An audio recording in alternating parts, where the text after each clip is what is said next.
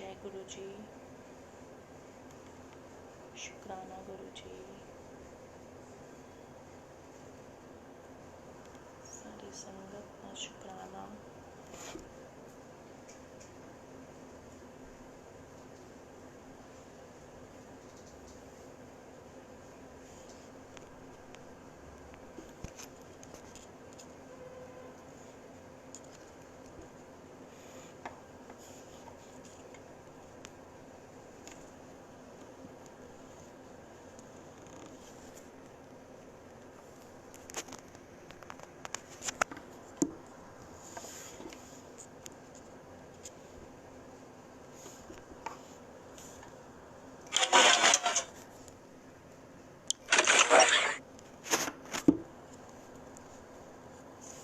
जय गुरु जी।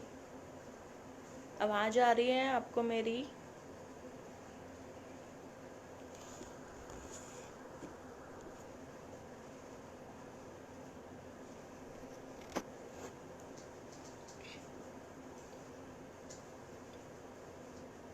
जय गुरु जी। अंजलि आंटी।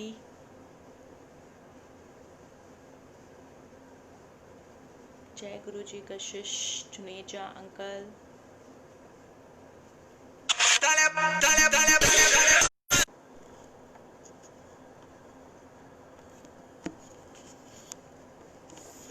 जय गुरु जी। संगत जी जय गुरु जी।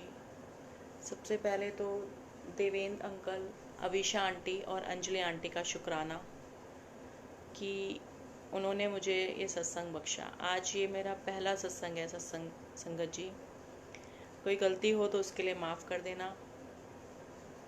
अनंतम शुक्राना मेरे गुरुपा, जिन्होंने मुझे आज ये दात बख्शी है कि मैं उनका सत्संग करूं। शुक्राना शुक्राना शुक्राना, लख लख शुक्राना आपका और संगत का। संगत जी, आज मैं अपने बारे में आपको कुछ बताना चाहती हूँ। बेसिकली मैं जब 5 महीने की थी, जब मेरा जन्म हुआ 5 जनवरी को, 5 जनवरी 1987 को मेरा जन्म हुआ और मैं सिर्फ 5 महीने की थी। मैं मेरठ में गई हुई थी। मुझे डॉक्टर ने फीवर में गलत इंजेक्शन दे दिया था, तेज बुखार में। तो जो मेरठ के डॉक्टर थे, मैं अपने बारे में आपको सिर्फ इससे बता रही हूँ कि इसी से रिलेटेड मेरी कुछ लाइफ पे इतनी ब्लेसिंग्स हैं गुरु जी की, जो मैं आपको बताना चाहती हूँ। जब डॉक्टर ने मुझे गलत इंजेक्शन दिया तो मेरी पूरी बॉडी में रिएक्शन हो गया था संगत जी। मतलब वहाँ के डॉक्टर ने मुझे जवाब दे दिया था कि आप इसको दिल्ली ले जाओ। दिल्ली में भी 5, उस वार्ड में, जिस वार्ड में मैं एडमिट थी, उसमें 5 बच्चों में सिर्फ मैं ही बची और कोई बचा नहीं।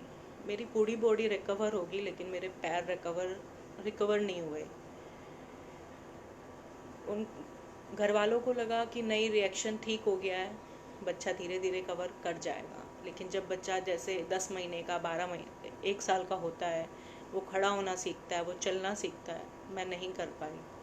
जब मैं खड़ी नहीं हो पाती थी, चल नहीं पाती थी, तो फिर डॉक्टर ने कहा इसको तो, मतलब आसपास के डॉक्टर्स पे मेरे पापा मुझे लेके गए, तो उन्होंने कहा इसको पोलियो है। पोलियो जैसे सिम्टम मुझे नहीं लगते, बट एज सच डॉक्टर यही बोलते हैं कि पोलियो है, क्योंकि पोलियो में पैर पतला होता है, मेरे पैर पतले नहीं हैं। बट मैं टिल्ट करके चलती हूँ। सबसे पहला शुक्राना गुरुपा का कि मुझे ऐसे माँ बाप बख्शे जिन्होंने मुझे कभी इस चीज़ का एहसास नहीं होने दिया कि मैं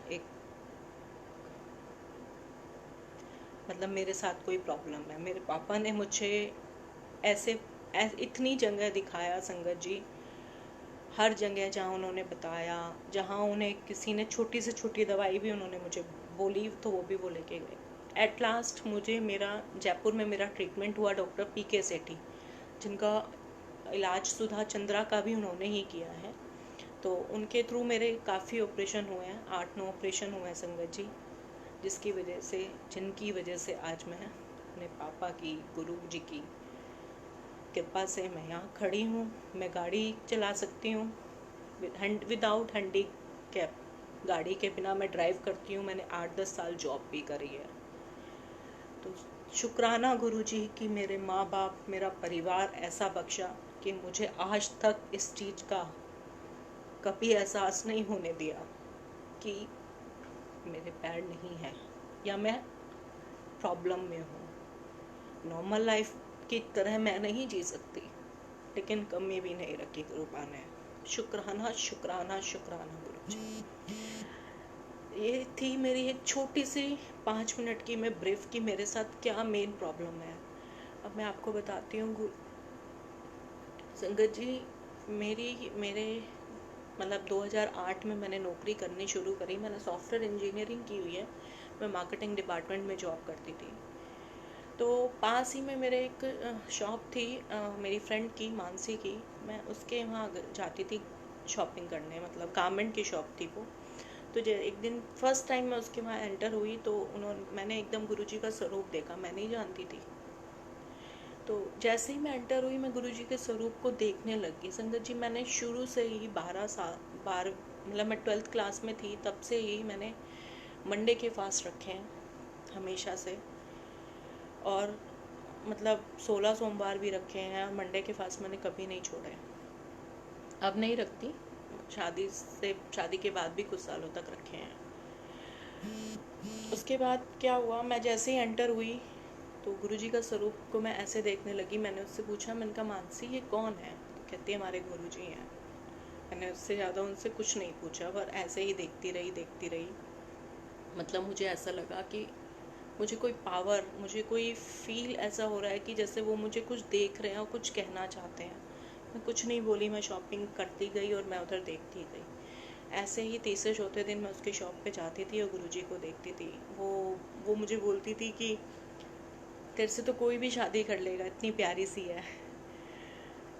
वो ऐसे ही मुझे ब्लेस करती थी, या मतलब क्या प्यार करती थी मुझसे। मैंने कहा यार मेरे साथ प्रॉब्लम भी तो है, कौन करेगा, छोड़ो इन सब बातों में कुछ नहीं रखा। कहती नहीं, सब कुछ यहीं पे रह जाता है, सिर्फ यहीं पे चीज़ें अटक जाती हैं, इनसे ये सब चीज़ें मैटर नहीं करती। मैंने कहा मैं मैटर नहीं करती, लेकिन सामने वाले के लिए मैटर करता होगा ना। मैंने कहा मेरे लिए कभी मैटर नहीं करी। तो कहती नहीं, ऐसा तू देखियो, तेरे को ऐसे ही कोई मिल जाएगा और तेरे को ले जाएगा। मैंने कहा अच्छा। मैं जैसे ही निकलती थी गुरुजी की तरफ देखती थी, फिर निकल आती थी बाहर। मैं मानसी को बोलती थी कि मानसी कहाँ पे है गुरुजी, मंदिर कहाँ पे है गुरुजी का? कहती छतरपुर में है। मैंने कहा अच्छा। मैंने कहा शायद मेरे लिए तो अकेले जाना पॉसिबल नहीं होगा, मैं कैसे जाऊँगी? तो कहती कोई नहीं, जब गुरुजी को बुलाना होगा ना तेरे को अपने आप बुला लेंगे, तेरे को पता भी नहीं चलेगा। मैंने कहा अच्छा। संगत जी, 2011 में मेरे पापा एक्सपायर हो गए जब मैं 24 साल की थी।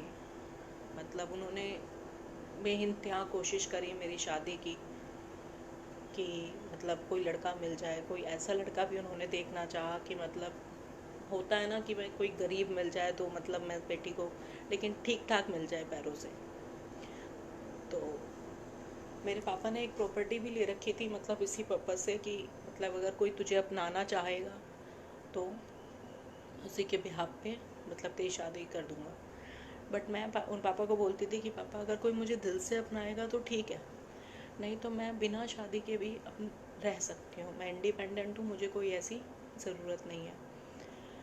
तो पापा कहते थे कि मतलब कई रिश्ते मेरे पास ऐसे भी भेजे बिरादरी में, समाज ने, कि मतलब लड़की के साथ प्रॉब्लम है, आप यहाँ कर दो, आप यहाँ कर दो। मुझे कोई भी रिश्ता समझ नहीं आता था। मैंने कहा नहीं पापा, अगर कोई मुझे इस चीज़ पे अपनाएगा तो वो मुझे प्यार नहीं करेगा। आज उसकी ये डिमांड है, कल कोई और डिमांड होगी, मतलब उसके मन में ये आ जाएगा कि नहीं लड़की वाले ऐसे हैं, आप अपनी लड़की को इस बिहाफ पे दे रहे हो। मैंने कहा नहीं पापा, अगर कोई करेगा ठीक है। लेकिन अंदर से मुझे जो कॉल आती थी संगत जी, हमेशा यही आती थी कि मुझे कोई मतलब प्रॉब्लम वाला लड़का नहीं मिलेगा। ये मेरा अपना परसेप्शन था, मुझे नहीं पता गलत था, ऐसा ही था। मैं हमेशा यही सोचती थी कि नहीं, कोई आएगा और ले जाएगा। मानसी ने बोला ऐसा नहीं, मतलब अंदर से मेरी पॉजिटिविटी जो आती थी वो यही आती थी। 2011 में जब वो एक्सपायर हुए तो उनके पास कोई लड़का नहीं था, मतलब जिससे वो मतलब मेरी शादी कर सके। जब वो हॉस्पिटल में एडमिट थे तो हर किसी के सामने हाथ जोड़ के बस यही बोलते थे कि मेरी बिटिया की शादी हो जाए, मेरी बिटिया की शादी हो जाए। संगत जी, मैं बस उनको यही बोलती थी कि पापा कोई बात नहीं। मुझे नहीं पता था कि मेरे पापा जाने वाले हैं। तो मैं उनको यही समझाती थी कि कोई बात नहीं, जब होनी होगी हो जाएगी, आप आराम से अपनी सेहत पे ध्यान दें। संगत जी 13 जून को मतलब एक तरह से आखिरी उम्मीद थी, उन आखिरी इच्छा थी उनकी जीने की कि मेरी बेटी की शादी हो जाए अपने आगे। मैंने कहा मम्मा पापा आप इतना परेशान मत हो। 13 जून को उन्होंने आखिरी सांस ली। उससे पहले संगत जी मेरे लिए एक रिश्ता आया था नारायणा से, डॉक्टर का। वो मेरे पापा को लड़का पसंद भी आ गया था। उससे कुंडली वुंडली मैच कराई तो उसका पता ये चला कि काफ़ी पंडितों के पास वो अपनी डेट ऑफ बर्थ अलग अलग भेजता है और मतलब उसका रिश्ता नहीं होता, तो वो अलग अलग डेट ऑफ बर्थ दे के अपनी मैच करवाता है।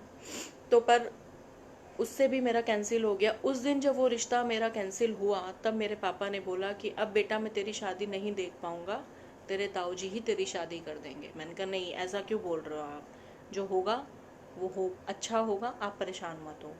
13 जून को संगत जी मेरे पापा एक्सपायर हो गए। उनको डायबिटीज़ था और किडनी पेशेंट थे वो। उस वक्त ऐसा लगा कि मेरी ज़िंदगी बस थम सी गई है, ख़त्म हो गई। मम्मी को भी संभालना था, मेरा भाई भी छोटा था मुझसे 5 साल और मैं खुद 24 साल की थी। संगत जी बिल्कुल टूट गई थी।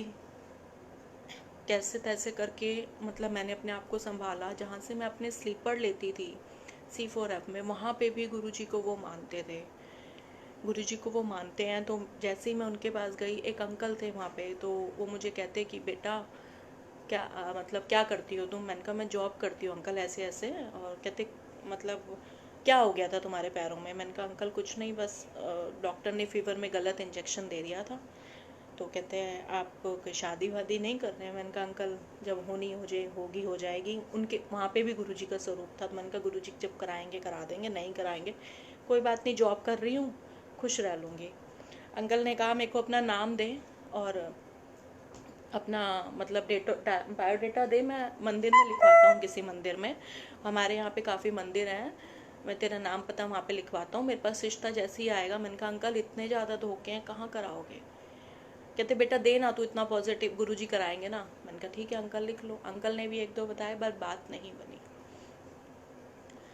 संगत जी जब आपके ऊपर प्रॉब्लम आती है ना, मतलब कि जब बाप नहीं रहता तो ऐसा लगता है कि ज़िंदगी में कुछ नहीं बचा।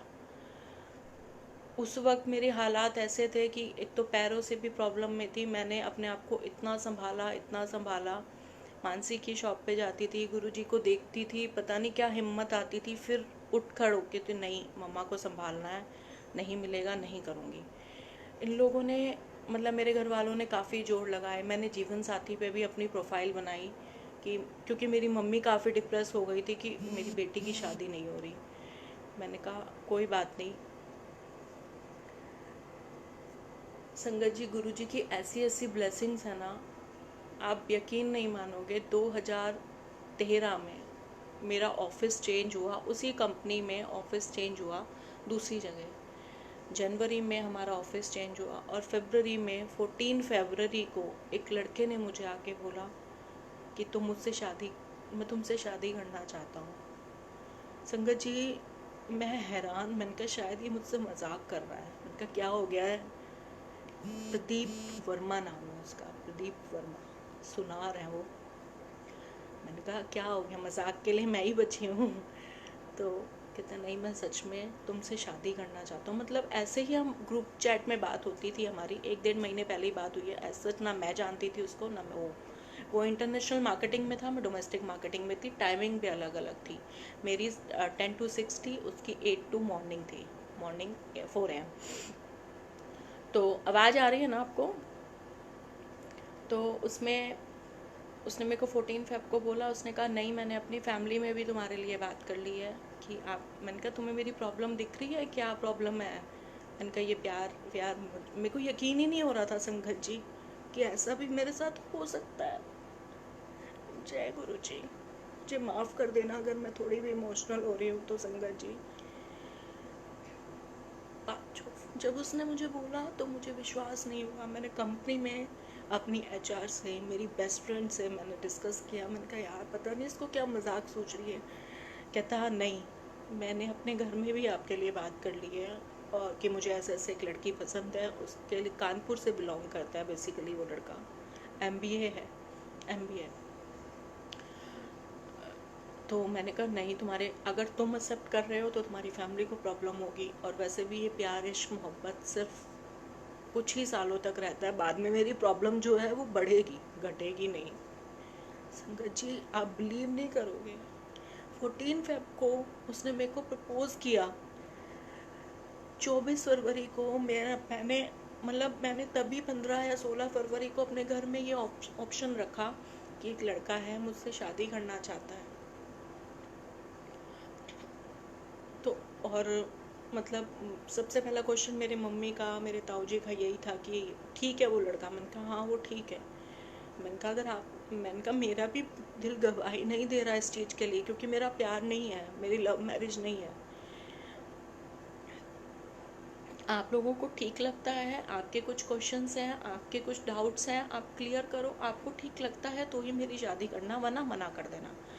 संगत जी 24 फरवरी को मेरे घर वालों ने उस लड़के को घर बुलाया, जिसमें मेरी दीदी, जिया जी और मतलब मेरे कज़न दीदी है, भाई तो मेरा छोटा है मुझसे, और ताऊजी और मम्मी वो सब थे। और वो लड़का अकेला मेरे घर आया था, सिर्फ अपने पापा मम्मी को घर पे बता के आया था, क्योंकि फैमिली उसकी कानपुर में थी कि मैं उसके घर जा रहा हूँ, और मतलब अगर कुछ होगा तो मैं आपकी बात कराऊँगा। मेरी फैमिली ने उससे क्वेश्चंस किए कि आप कैसे खुश रखोगे हमारी लड़की को, आपको हमारी लड़की की प्रॉब्लम पता है? तो ही सेड कि कोई प्रॉब्लम नहीं है, मुझे नहीं लगता उसके अंदर कोई प्रॉब्लम है, वो सेल्फ कॉन्फिडेंट है, वो कैपेबल है, और अगर ये चीज़ शादी के बाद हो जाए तो क्या पति छोड़ देता है? मैंने कहा मैं ये चीज़ को मानता ही नहीं हूँ कि उसके साथ कोई प्रॉब्लम है, मुझे उससे शादी करनी है। आप कहो तो मैं अपने पेरेंट्स से आपकी बात करा देता हूँ, मैं कोई झूठ में नहीं आया हूँ, और मैं ऐसा भी नहीं हूँ कि मुझे सिर्फ इसके साथ अफेयर करके छोड़ देना, मैं डायरेक्ट आपको शादी के लिए बोल रहा हूँ। उसने अपने पापा से मेरे ताऊजी की बात कराई, उन्होंने कहा हमें पता है, हमें कोई एतराज़ नहीं है। संगत जी उस वक्त मुझे बिलीव नहीं हो रहा था कि मतलब मेरे साथ ऐसा हो रहा है। जब उनके सारे डाउट क्लियर हो गए तो मतलब उस प्रदीप अंकल ने बोला, मेरे जो हस्बैंड है, कि वो मेरी मम्मी से कि आपके भी कुछ हैं सवाल तो आप भी बताइए। कहते नहीं मुझे कुछ नहीं बोला, जैसे एक माँ की आवाज़ आई कि नहीं बेटा मुझे कुछ नहीं पूछना। अच्छा मेरे मन में एक बहुत चीज़ें रहती थी कि मतलब मैं कभी उसका हाथ पकड़ के चल पाऊँगी, कभी मतलब मैं उसके साथ चलने में हिचकूँगी तो नहीं। मेरे मन में शादी से पहले इतना डर था संगत जी कि कोई मुझे अपनाएगा, कोई उसके साथ चलूँगी तो डरूँगी तो नहीं, कहीं गिर गई तो वो शर्माएगा तो नहीं कि वो गिर गई उसकी वाइफ। संगत जी गुरु जी की इतनी ब्लेसिंग है ना मुझ पे, इतनी ब्लेसिंग है मैं आपको बता भी नहीं सकती। जब 24 फरवरी को वो मेरे घर आया, उसने डायरेक्ट उसकी फैमिली 21 अप्रैल को मुझे डायरेक्ट अंगूठी बनाने आई थी। संगत जी हर कोई फैमिली अपने लड़के के लिए लड़की देखना चाहती है, लेकिन उसकी फैमिली ने डायरेक्ट एंगेजमेंट करी मुझे बिना देखे कि मैं कैसे चलती हूँ, क्या करती हूँ, कैसे मतलब कितनी मेरे साथ प्रॉब्लम है, क्या है। किसी को मतलब उनको अंदाज़ा भी नहीं था, उनको पता भी नहीं था, सिर्फ फ़ोन पे बताया था उन्होंने कि मतलब एक लड़की है मुझे पसंद आती है। तो उसकी फैमिली ने भी यही बोला कि अगर आपको पसंद है तो हमें कोई एतराज़ नहीं है। संगत जी जब उनकी फैमिली के मतलब इतना शुक्रगुजार हूँ मैं गुरु जी की कि दूसरी फैमिली ने मुझे देखा तक नहीं, और इवन एंगेजमेंट वाले दिन भी मुझे एहसास नहीं होने दिया कि मेरे साथ कोई प्रॉब्लम है। सब ने मुझे उतना ही प्यार किया जितने मेरे घर वाले करते हैं। तो सबसे बड़ी ब्लेसिंग है गुरु जी की मुझ पे ये, शायद वो मानसी के थ्रू ही गुरु जी ने बुलवाया था कि तुझे तो कोई ऐसे ही ले जाएगा। बहुत बहुत बहुत शुक्राना है गुरु जी का मुझ पे, इतनी सारी ब्लेसिंग्स हैं कि मैं आपको बता नहीं सकती। एक लड़की के लिए, जिसके एक नॉर्मल लड़की के लिए कितनी टफ होती है मैरिड लाइफ, मेरे लिए तो आप अंदाज़ा भी नहीं लगा सकते कि कितनी टफ है। लेकिन आज मेरी शादी को 7 साल हो गए हैं, आज तक मुझे फील नहीं होने दिया उसने कि मेरे साथ कोई प्रॉब्लम है। थोड़ी सी सीढ़ी होती है तो हाथ पकड़ता है, कहीं जाता है तो मुझे हाथ पकड़ के ले जाता है। इवन अगर मेरे को ज़्यादा दूर चलना होता है तो मुझे व्हील चेयर पे ले जाता है। गुरुजी की ब्लेसिंग देखो मुझ पे कितनी है। अनंतम शुक्राना गुरुजी, हर पल शुक्राना। लेकिन मैंने कभी नहीं मांगा कि मेरी किसी अच्छे लड़के से, किसी ठीक ठाक लड़के से शादी हुई। मुझे बिन मांगे बहुत कुछ दिया है उन्होंने, बहुत कुछ दिया है। संगत जी, कभी मतलब एक लड़की के लिए लड़के की बात एक अलग होती है, लेकिन फैमिली के सामने चलना, ससुराल वालों के सामने चलने में बहुत फ़र्क होता है। वो कॉन्फिडेंस, वो सब चीज़, मतलब मेरे ससुराल वालों ने कभी आज तक मुझे फील नहीं होने दिया कि मेरे साथ क्या प्रॉब्लम है। उसके लिए भी गुरुजी का शुक्राना, अनंतम शुक्राना। लेकिन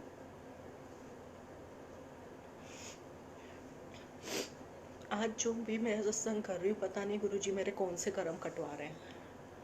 मेरी भूल चूक को माफ़ करना संगत जी, मेरा पहला सत्संग है ये। उसके बाद जब मेरी शादी हो गई, मैंने कभी सोचा भी नहीं था कि मतलब मैं कहीं जाऊंगी। गुरुजी ने मुझे कश्मीर भेजा, फ्लाइट से भेजा, मतलब हर चीज़ उन्होंने मुझे ऐश कराई, खूब ऐश कराई। गुरुजी ने जॉब छोड़ के बिजनेस में लगाया उन्होंने, प्रदीप अंकल को, मतलब मेरे हस्बैंड को। उन्होंने जॉब छोड़ के बिज़नेस कराया। बिज़नेस में अप डाउन काफ़ी आए, बहुत शुरू में अप डाउन आए, लेकिन मैंने कहा कोई नहीं गुरुजी, आपने रास्ता दिखाया, आप ही निभाओगे।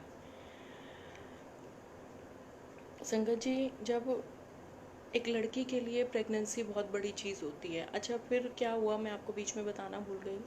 एक छोटा सा सत्संग हो रहा है। मैं मानसी बहुत खुश हुई कि मैंने कहा था ना तेरे साथ ऐसा ही होगा, हुआ ना। तो वो बहुत खुश हुई, उसने मुझे काफ़ी शॉपिंग कराई। मैंने कहा तुम्हारे मुझसे गुरुजी ने बुलवाया होगा। संगत जी, 6 महीने हो गए मेरी शादी को। मैं किसी की शॉप पे फिर गई, वहाँ पे फिर मुझे गुरुजी ज़रूर मिला। मैंने कहा आप भी गुरुजी को मानते हो? कहते हाँ मैं भी मानता हूँ। मैंने कहा मुझे मंदिर जाना है गुरुजी के। कहते चले जाओ, अभी चले जाओ। आप यकीन नहीं मानोगे, मैं उस शॉप से कुछ नहीं खरीदा, मैं डायरेक्ट अपने घर आई, मैंने कपड़े चेंज किया, मैं सीधा छतरपुर पहुँच गई अपने हस्बैंड के साथ। ये गुरुजी जानते थे कि मेरा बच्चा अकेला नहीं आ पाएगा, मैं इसको उसके साथ ही बुलाऊंगा। मैंने गुरुजी के वहाँ गई, गुरुजी के वहाँ मत्था टेका, इतनी शांति मिली मुझे वहाँ जाके। जैसे ही एंटर हुई, आंखों में से आंसू ही आंसू, आंसू ही आंसू।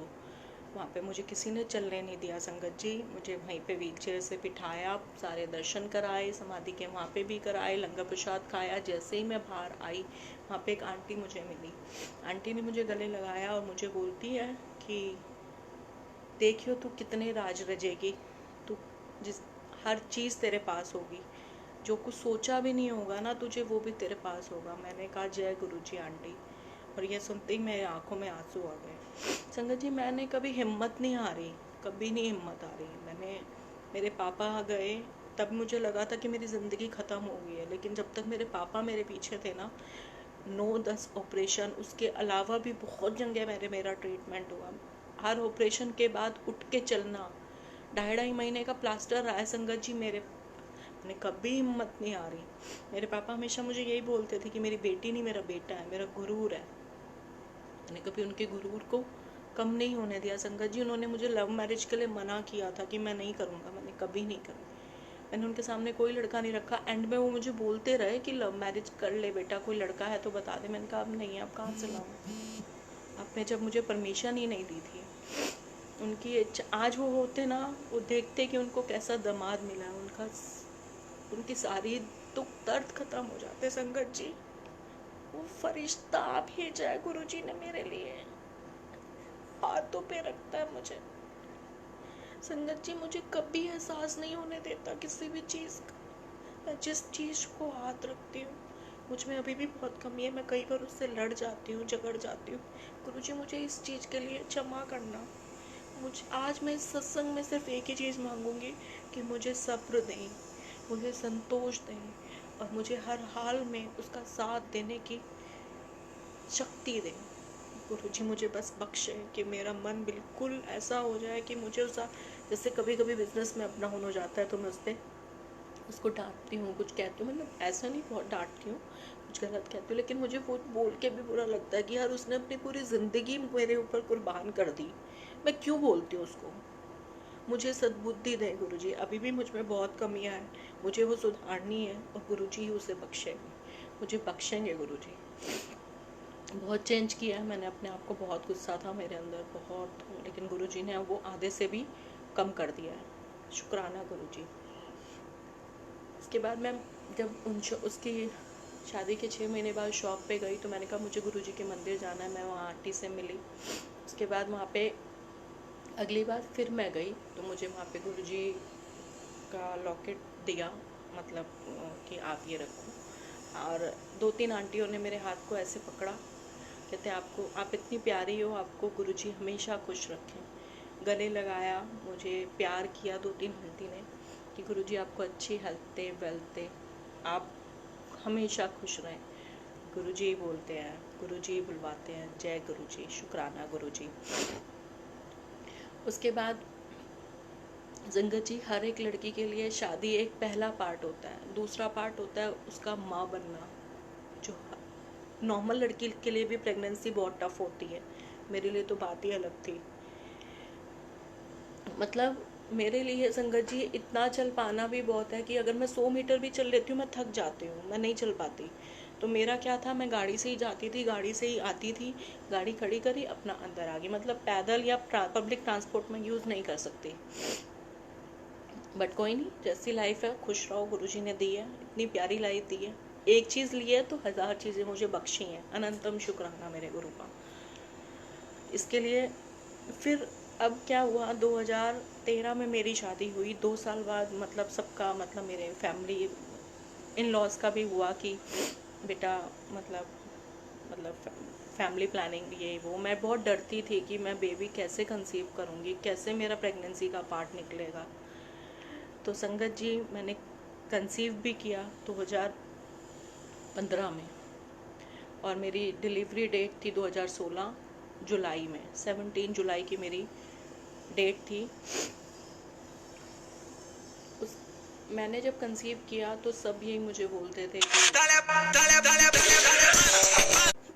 जब मैंने कंसीव किया तो सब मुझे यही बोलते थे कि बस भगवान आपको लड़का बख्शे, एक ही बच्चा हो जाए, कोई बात नहीं, एक बेटा, मैं एक बच्चा करना है, एक मतलब प्रॉब्लम है, बेटा हो जाए। मैंने कहा कोई बात नहीं, जो होगा स्वस्थ हो जाए। मेरे इन लॉ हमेशा बोलते थे, मेरे फादर इन लॉ, कि नहीं बेटा नहीं, तनु बेटी दे, जो तेरे लिए हमेशा काम आएगी। मैंने कहा जो हो मेरे लिए सही हो, गुरुजी जो देंगे वो उनका आशीर्वाद है मेरे लिए। मैं भी खुद से यही चाहती थी कि मेरे जैसा मैं समाज का रूप देखती हूँ आज की डेट में कि भाई लड़का लड़का लड़का लड़का, तो कहीं मेरे ऊपर भी ये प्रेशर ना आ जाए दूसरे बच्चे का कि लड़का हो जाए। तो 1% मेरे मन में भी होता था कि यार गुरुजी जो करना, जैसा करना सब आपके ऊपर है। कभी कभी आ जाता था मन में कि बेटा हो जाए तो ठीक है, कहीं दोबारा मेरे ऊपर प्रेशर ना हो जाए, क्योंकि मुझे दूसरा बच्चा नहीं करना था। एक में ही मेरी, मतलब मुझे ऐसा लग रहा था कि मैं नहीं कर पाऊंगी ये सब डील।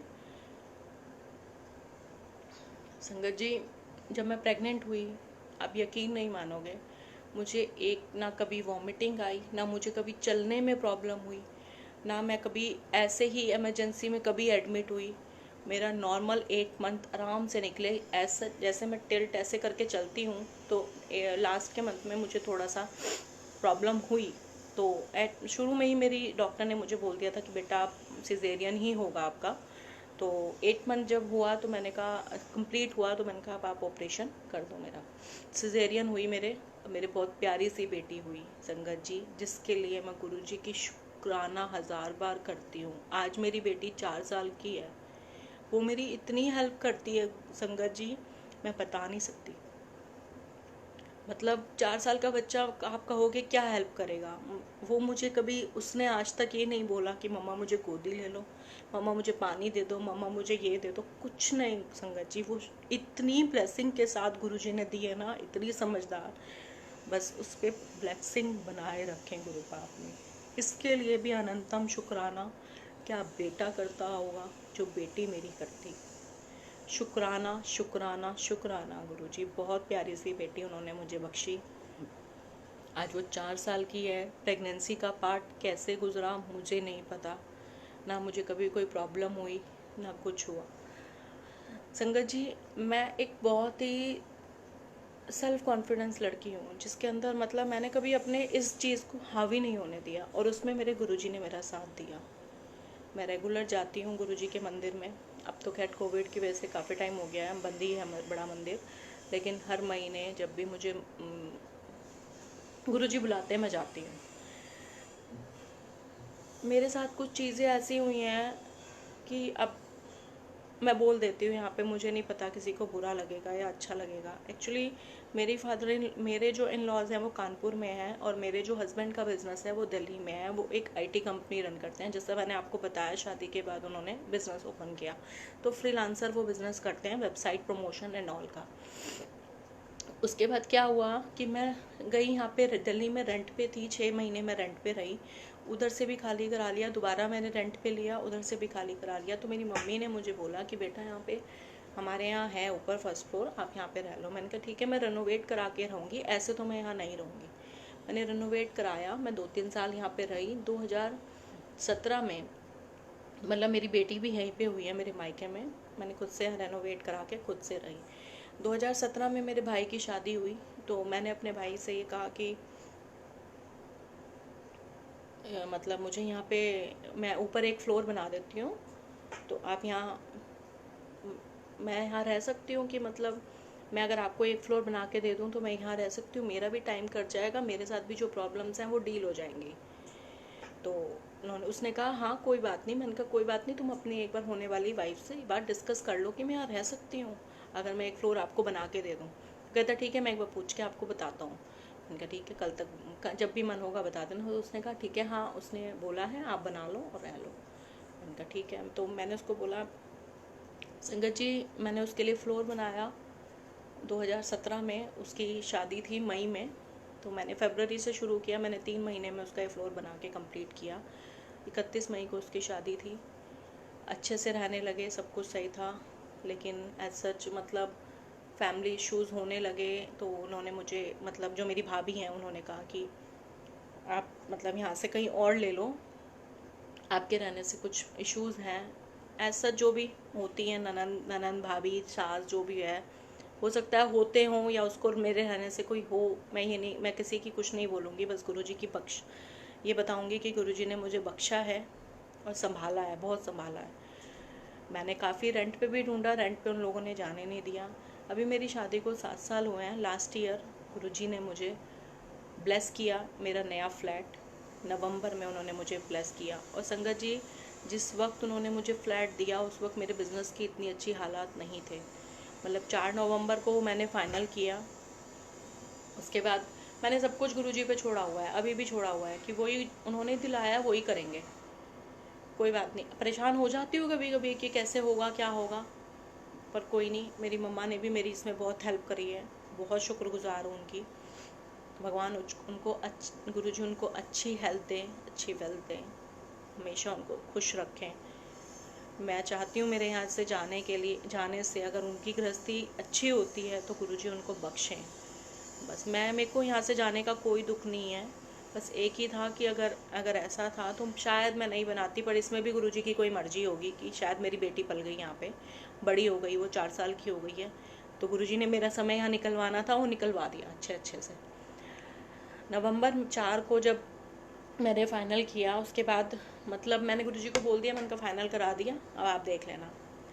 31 दिसंबर नए साल पे, अभी की बात बता रही हूँ, 2020 का जो नया साल था, 31 दिसंबर को मैं मंदिर गई। मुझे था कि मुझे नया साल मनाना है, गुरुजी का मत्था टेकना है 31 तारीख को।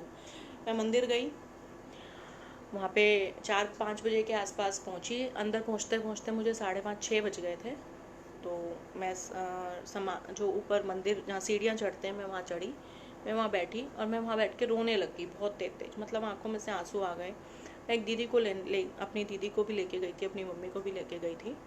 मैं वहाँ बैठ के आंखों में से आंसू मेरे आए जा रहे थे कि गुरुजी मुझे बख्शो, गुरुजी मुझे बख्शो, बस बख्शो बख्शो बख्शो, यही बोले जा रही थी। इतने में मेरे पास एक आंटी आती हैं जिनका नाम था अविशा। आज भी मेरी उनसे बात होती है फ़ोन पे। वो मेरे को देख के बोलती हैं कि आज गुरुजी कह रहे हैं कि 12 बजे तक यहीं रहेगी मेरे साथ। उससे एक दिन पहले ही गुरुजी की जब मैं मतलब सुबह मंत्र जाप करती हूँ तो उनसे बैठ के बात करती हूँ, जो मेरे मन में होता है मैं बोलती हूँ उनसे। मैं उनसे गुस्सा भी होती हूँ, मैं उनसे लड़ाई भी करती हूँ कि गुरुजी क्या है, मतलब आपने मुझे कुछ दिया है तो कुछ के लिए बड़ा वो कर देते हो। फिर मुझे समझ आता है कि नहीं यार, ये तो मैं गलत बोल रही हूँ, उन्होंने मुझे इतना कुछ दिया है, फिर क्यों ऐसे शिकायत करती है उनसे। फिर 2 मिनट बाद बोलती हूँ कि नहीं गुरुजी मुझे सॉरी, मैंने गलती से बोल दिया। फिर गुरुजी को बोलती हूँ मैं कि गुरुजी बस जो भी है उसने, मतलब मैं अपने हस्बैंड के बिज़नेस को लेके ज़्यादा ही कॉन्शियस रहती हूँ। नो डाउट गुरुजी ने मेरा आज तक कोई काम नहीं रुकने दिया, कोई काम नहीं रुकने दिया। जैस हर चीज़ वो पूरी हो जाती है, और कहते हैं ना जो चीज़ आपको मिलनी होती है वो टाइम पे मिलती है। मुझे मेरे अंदर थोड़ा सा सब्र कभी कभी नहीं रहता, मुझे होता है कि बस मिल जाए, तो वो मेरी गलती है, उसके लिए गुरुजी मुझे माफ़ करें। यही चीज़ मैं उनसे बार बार मांगती हूँ कि मुझे सब्र दें, मुझे संतोष दें, जिसकी मुझ में अभी भी कमी है थोड़ी सी। मतलब अब तो उन्होंने बहुत पूरी कर दी है, थोड़ी सी अभी लगता है मुझे कि और आनी चाहिए, जिसके लिए तो मैं उनसे 30 तारीख को जब मैं मतलब 31 को जब मैं पूजा कर रही थी सुबह, तो उनसे बोल रही थी मेरी नहीं सुनते आप बिल्कुल भी, नहीं मानते ना मुझे अपनी बेटी, जो भी कहती वो सुनते तो हो नहीं करते कुछ भी आप मेरे लिए, यही वर्ड थे डिट्टो मेरे। शाम को जब मतलब उस शाम को जब मंदिर में अविशा आंटी मेरे पास बैठी, बोलती कि गुरुजी बोल रहे हैं कि आज तुझे रुकना है यहाँ पे 12 बजे तक। फिर कहते कि मेरे सुनते नहीं, आज प्रेसिंग ले मेरी, यहीं पे बैठे और इसको बोल। मैंने कहा ठीक है गुरुजी की मर्जी है। मैं रोने लगी बहुत तेज। मैंने कहा ठीक है, आज गुरुजी ने मुझे पहली बार तो मंदिर में रोकने को कहा है, मैं रुकूंगी जरूर। संगत जी, मैं मम्मी और दीदी थी मेरे साथ 2, और मेरे बिटिया मेरी बिटिया थी, और मतलब मेरे हस्बैंड। तो मैंने उनको बोला, मतलब अंकल प्रदीप जो मेरे हस्बैंड है, कि भाई मैं तो रुकूंगी, गुरुजी का हुक्म है, आज मैं नहीं टाल सकती, मेरे को गुरुजी ने बोला है कि रुक तो रुक। मैंने कहा कहते ठीक है तो रुक। तो मैंने कहा मम्मी और दीदी से मैंने पूछा आप लोग रुकोगे? तो मेरी मम्मी को थोड़ी डिस्क में प्रॉब्लम रहती है, वो वहाँ जाती है, मैं उनको लेके जाती हूँ, काफ़ी रिकवर हो गई हैं वो, हमेशा लंगर प्रसाद उन्होंने वहाँ का खाया है।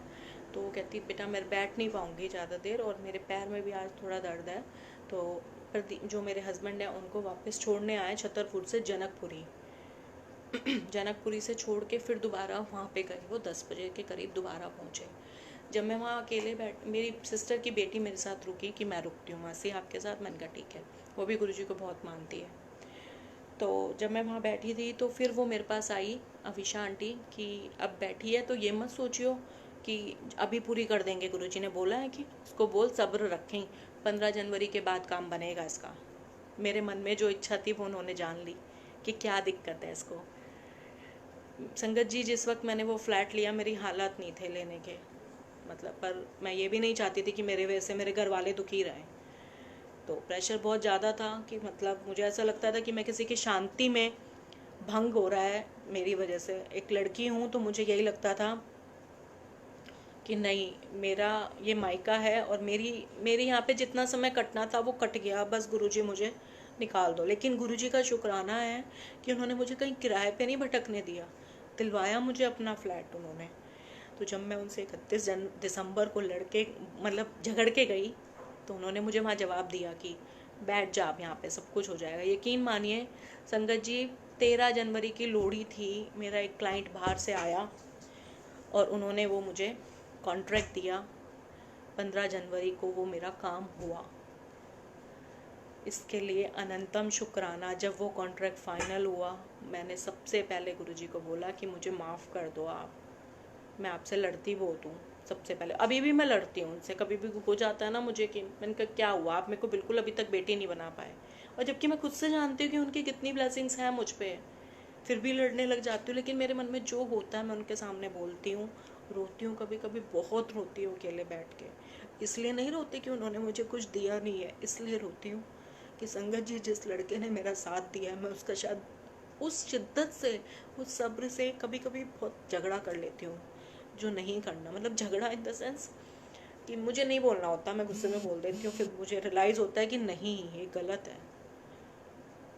संगत जी, मतलब मैं तो गुरु जी के पास शादी के बाद गई हूँ, लेकिन उन्होंने जो मुझे अपनी ब्लेसिंग्स मानसी के थ्रू या कहीं से भी उनके स्वरूप से जो मुझे पॉजिटिव वाइब्स आती थी, वो उन्होंने मुझे दी और मुझे बख्शा, बहुत बख्शा। गुरु जी ने मतलब इतना बख्शा कि पहले मेरी ज़िंदगी में मेरी एक जो ढाल थे वो मेरे पापा थे, जिन्होंने मुझे हर कदम पे साथ दिया, हर ऑपरेशन के बाद चलना सिखाया।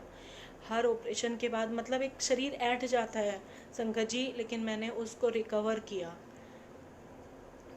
उसके बाद मुझे एक ऐसा पति दिया जिसके वजह से आज मैं मतलब मुझे ऐसा लगता है कि बस जीवन कट गया मेरा।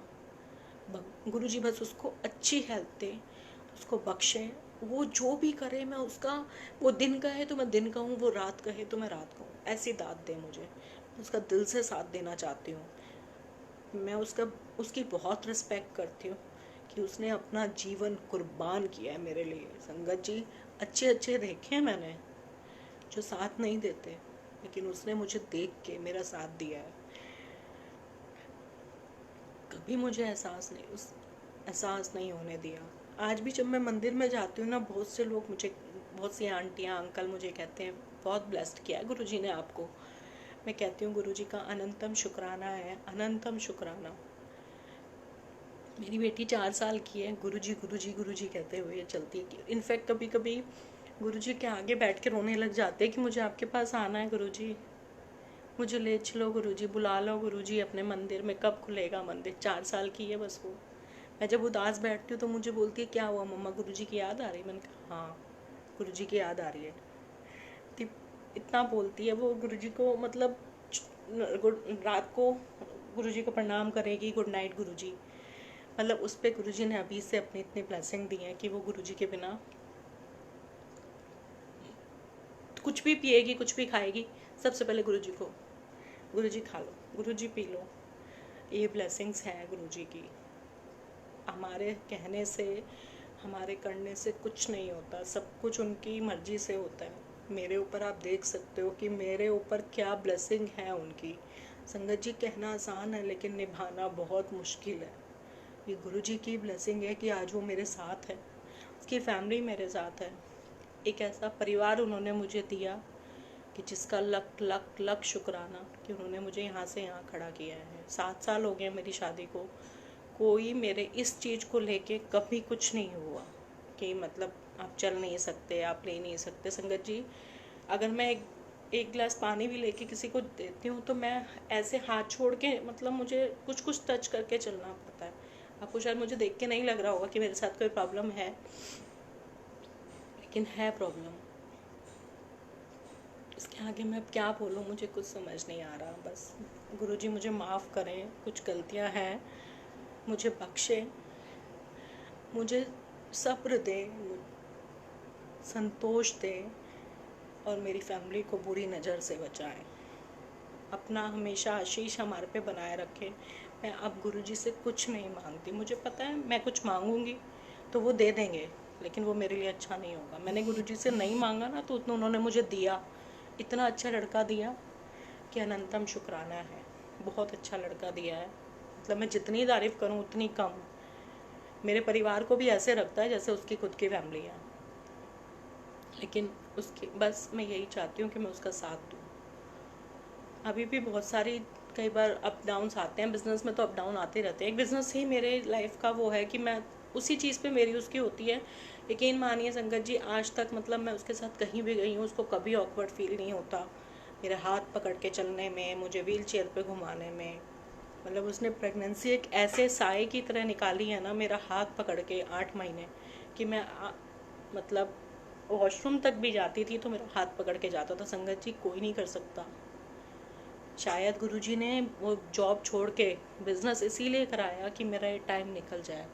और अभी भी जो बिज़नेस उस लैब पे नहीं ला रहे हैं तो उसमें भी मेरा कुछ भला ही है। वो चाहते हैं कि पहले मैं कहीं अपने घर में शिफ्ट हो जाऊं, उसके बाद तेरी चीज़ें होंगी। मैं कई बार परेशान होती हूँ, मैं समझ नहीं पाती, तो मेरे पास मैसेज के थ्रू आता है कि तू सब्र रख, सब कुछ मिलेगा तेरे को टाइम आने पे, और वो मिलेगा। अनंतम शुक्राना है और भरोसा है अटूट, वो देंगे, ज़रूर देंगे। आज नहीं तो कल होगा, ज़रूर होगा। बस गुरुजी से इतना चाहती हूँ कि कभी किसी से मांगने की नौबत ना आए, और काम तो वो मेरा कोई रुकने ही नहीं देते, कभी नहीं रुकने दिया उन्होंने। सबका भला करो गुरुजी, और जो मुझे दिया है उसको बुरी नज़र से हमेशा बचाना।